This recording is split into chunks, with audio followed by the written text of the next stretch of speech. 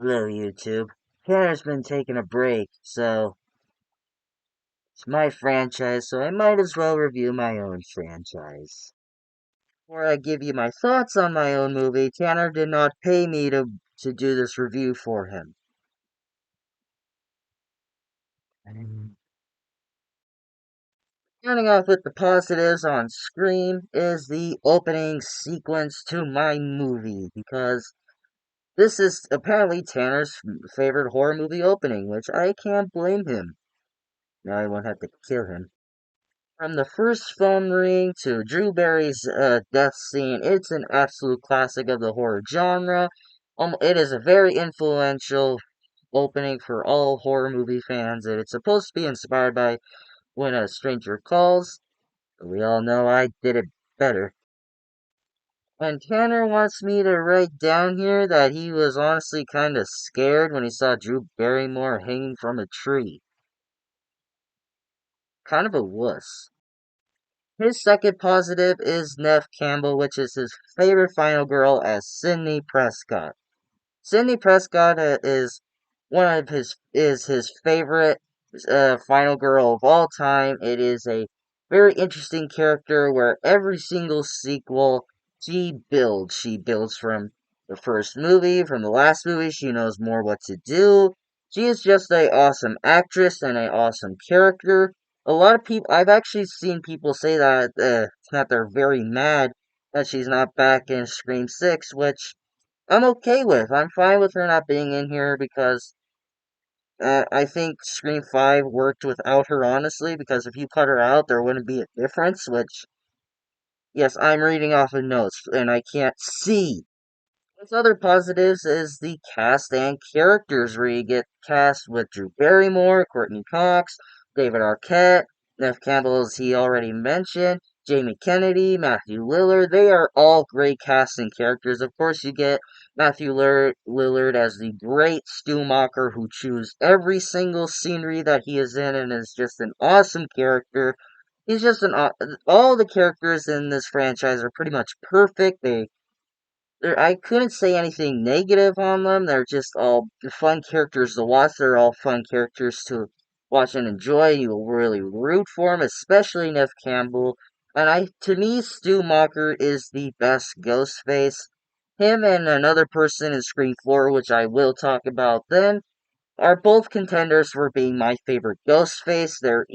Stu Macher, he does do a lot of awkward delivery on his lines, but they are all great, which I don't mind. None of them are bad, which they're all laughable, like, you hit me with the phone, dick, and all that. They're all just, I quote the fucking death, which, especially Courtney Cox and David Arquette, they actually got together in an actual relationship back after this movie came out. They began dating after the movie came out, but before Scream 3 came out, they got married, which I'm glad to see.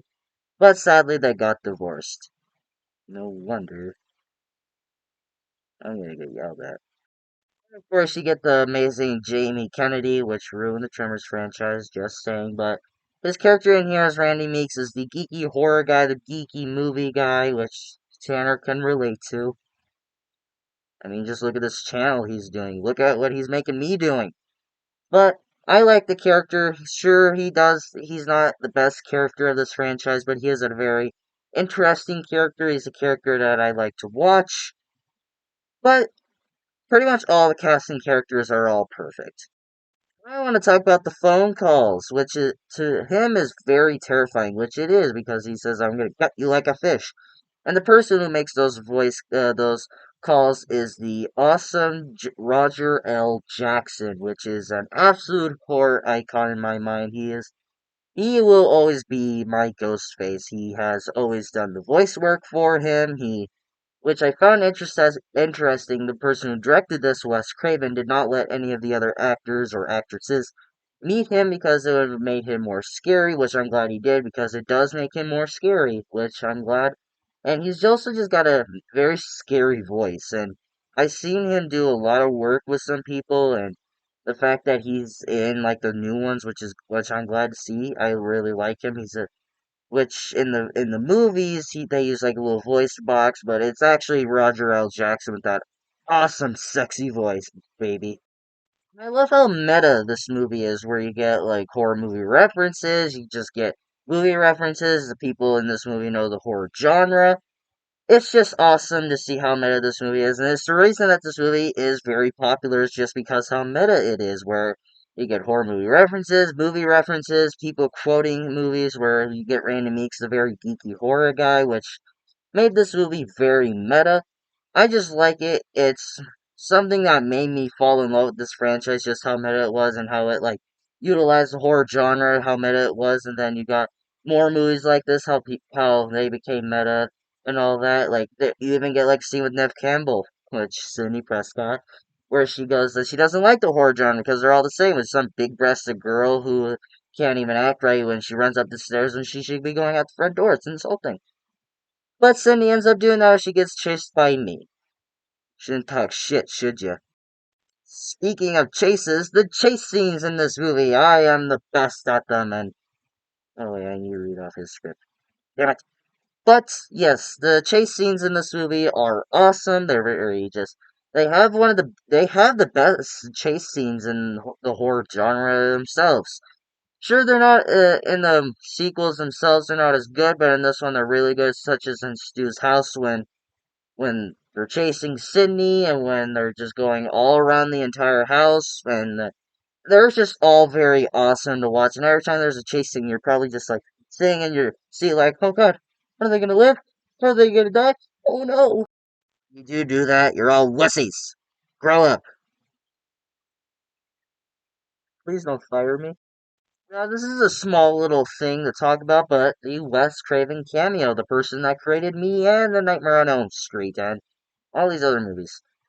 Mostly me. Which I found interesting is that he is the janitor in this movie where the principal goes, damn little shits, would you call me? Huh? Not you, Fred.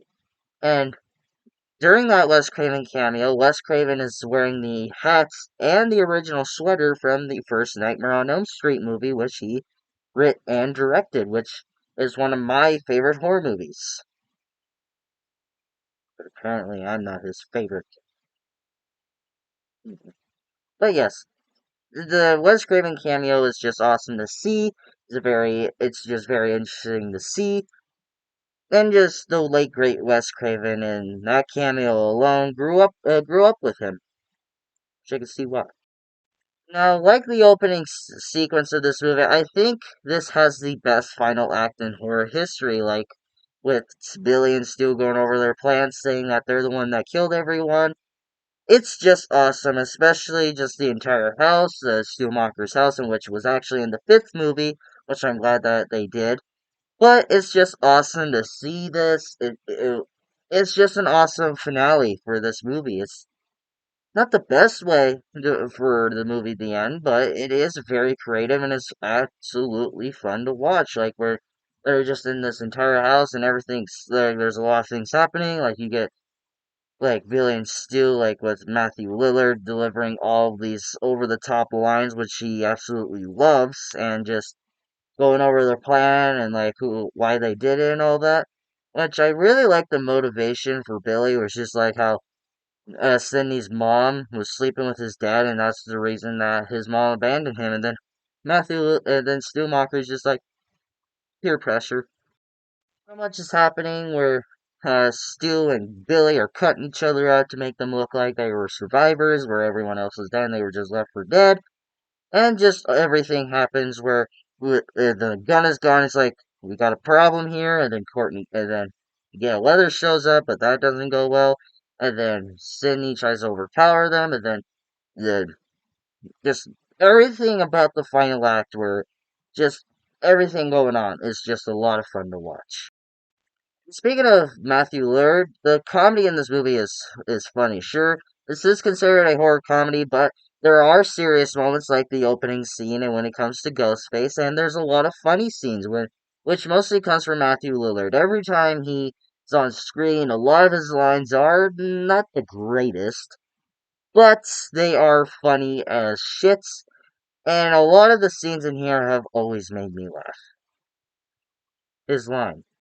But it looks like off his notes that I'm looking off of, he doesn't have any mixed or negatives about this movie. Apparently, this is one of the few perfect movies to him. I mean, it makes sense. Come on. It's me. Come on, guys. Might as well not even review any of them because they're all gonna be perfect. What? Oh, they're not all perfect? Oh, you have issues, but this is the only one? Oh, my bad.